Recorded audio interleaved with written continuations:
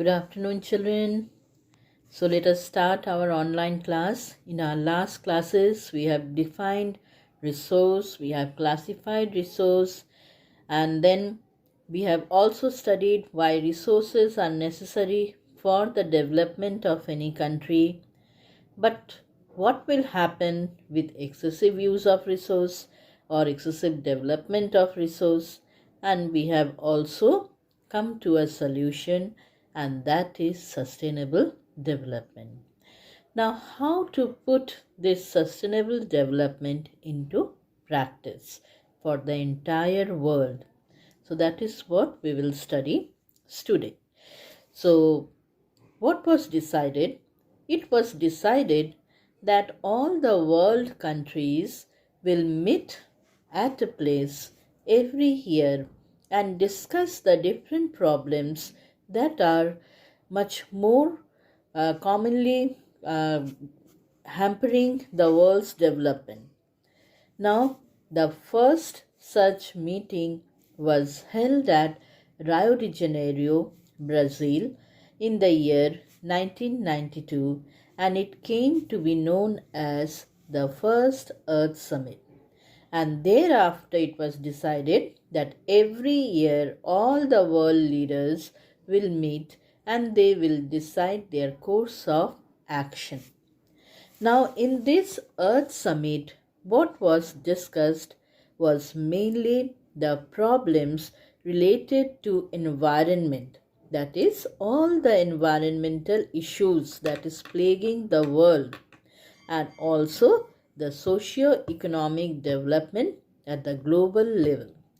Now, what do you mean by socio-economic development at the global level? Now, there are many countries or many societies which are rich, and there are some, at the other hand, which are underdeveloped, who are lagging behind, who are poor, who are downtrodden. They are diseased population in many countries of Africa. Now, in such cases, all these world countries needs to be taken care of by the advanced nations. So, the problems that were discussed were mainly related to environmental issues and also the socio-economic development at the global level. So what was done?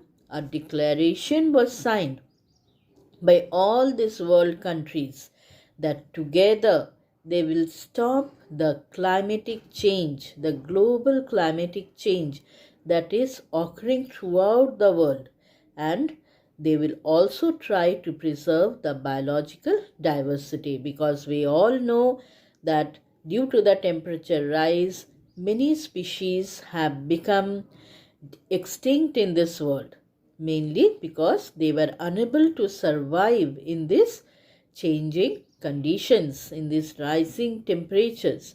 So many species have already become extinct. So we will stop the climate change, and at the same time we will preserve the biological diversity that is present in the world. And for this we have adopted Agenda 21.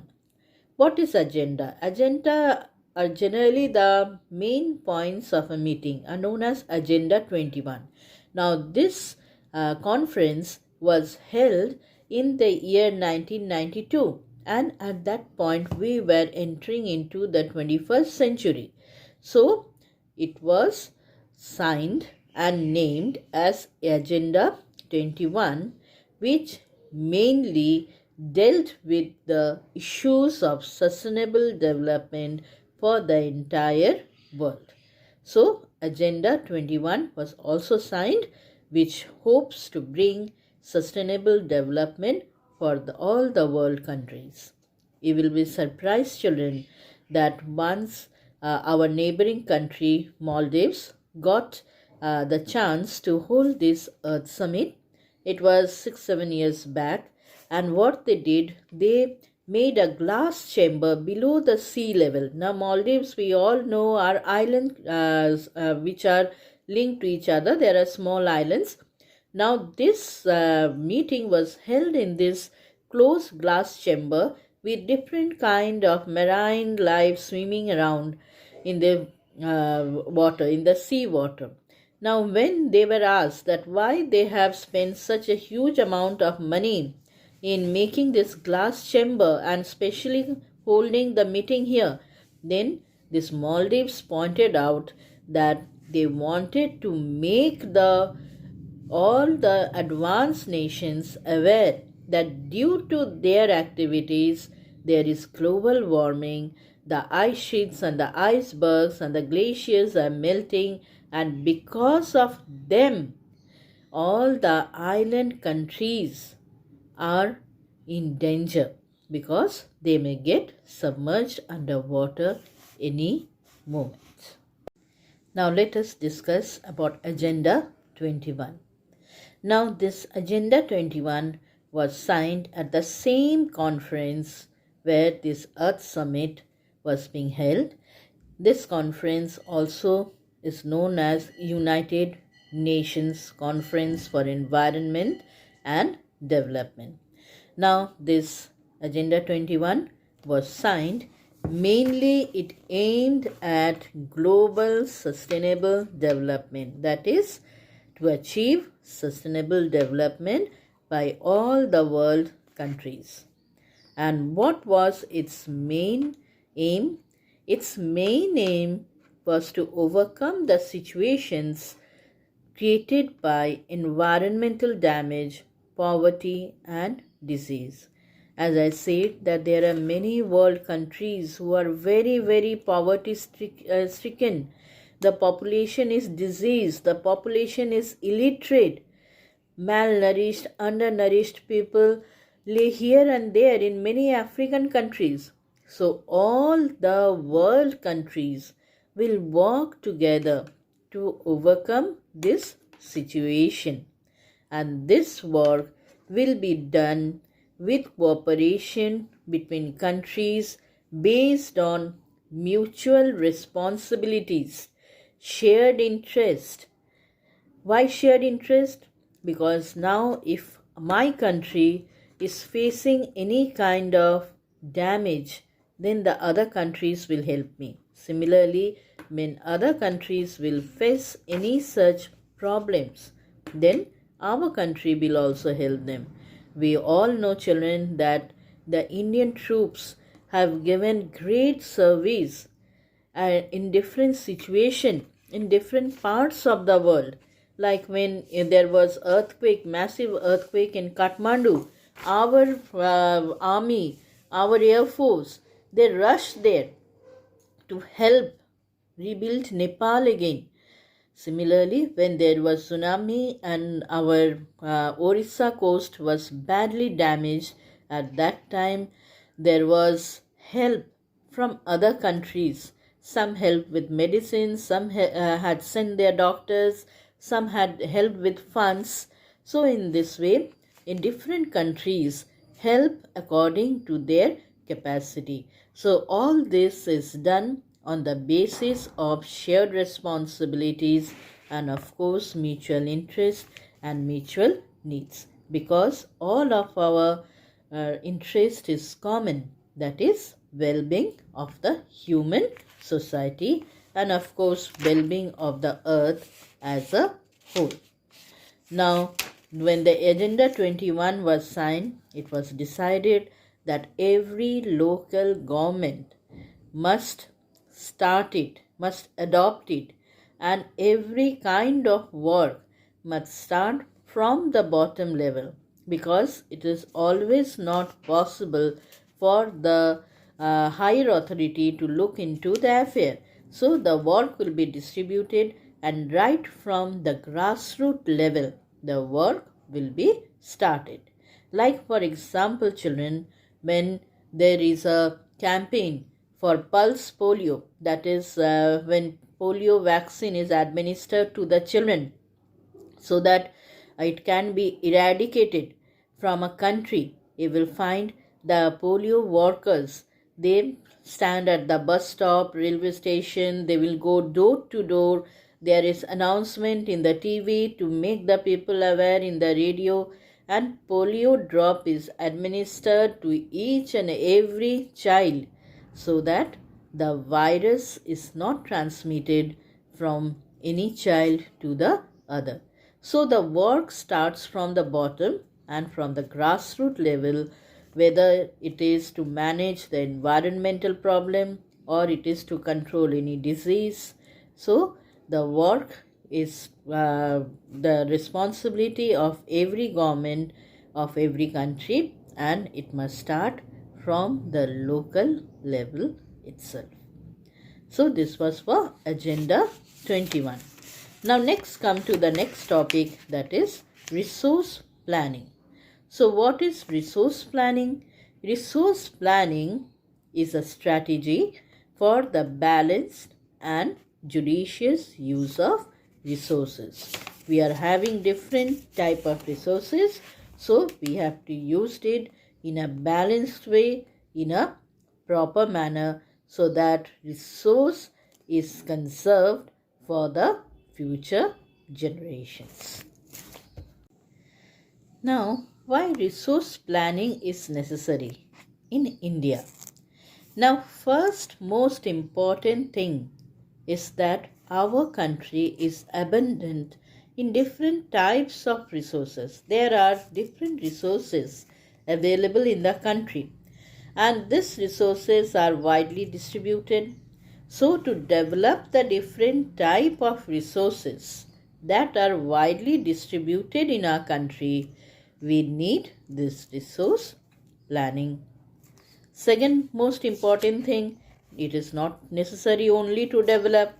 We have to distribute these resources also, because some parts of our country is having rich fertile soil but they lack mineral resources, whereas some parts are having minerals and industries. Some areas are having abundant water resources, and some areas are lacking. So not only we should develop the resources, but we should also distribute the resources in our country. And thirdly, the most important thing, all this is necessary for the balanced development of the country. Balanced economic prosperity for the different parts of the country. We cannot neglect any part and develop the other parts.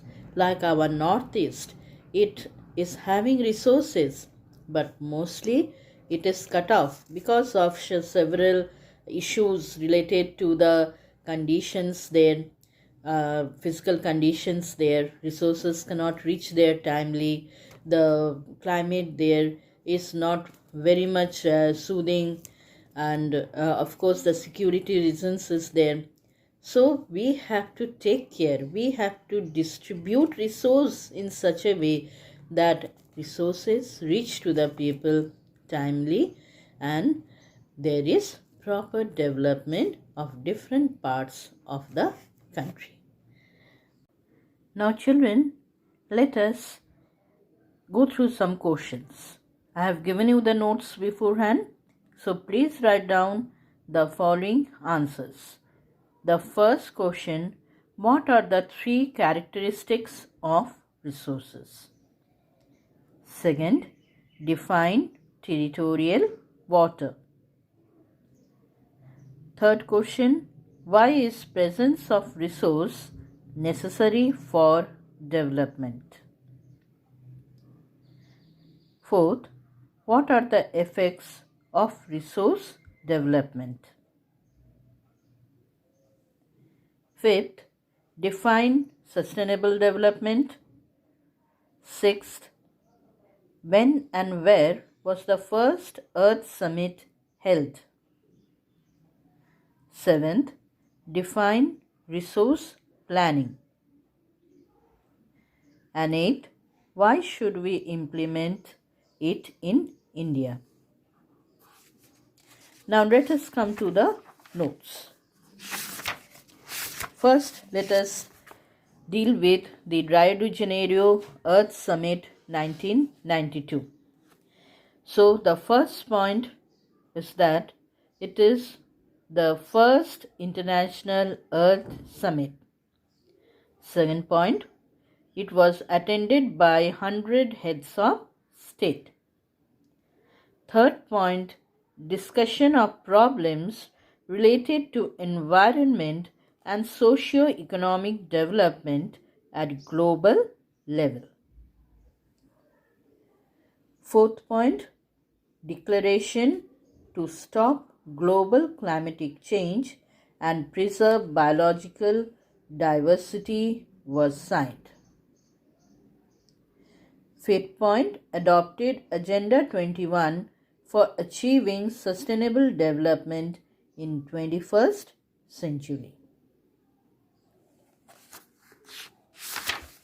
Now, about Agenda 21. The first point, signed in 1992 at UNCED at Rio de Janeiro, Brazil. Second point, aims to achieve global sustainable development. Third point, overcome the situations created by environmental damage, poverty, and disease. Fourth point, all this will be done through cooperation between countries and all the responsibilities will be shared. This was necessary as we all have a common interest, that is the well-being of the entire human community and the earth as a whole.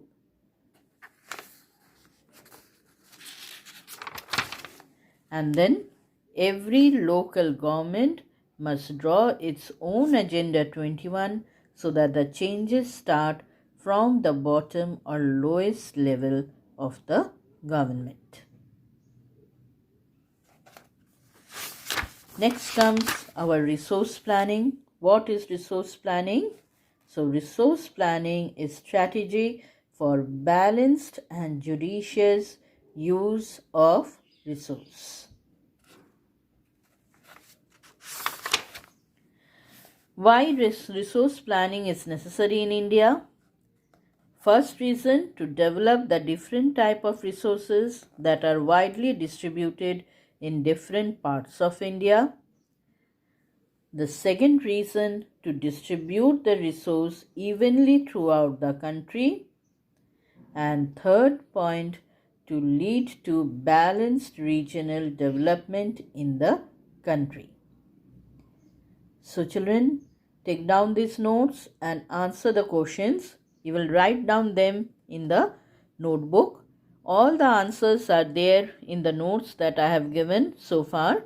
You can of course consult your NCERT book for this purpose. Thank you children. Wait for your next class. We will be doing resource planning in India. Thank you.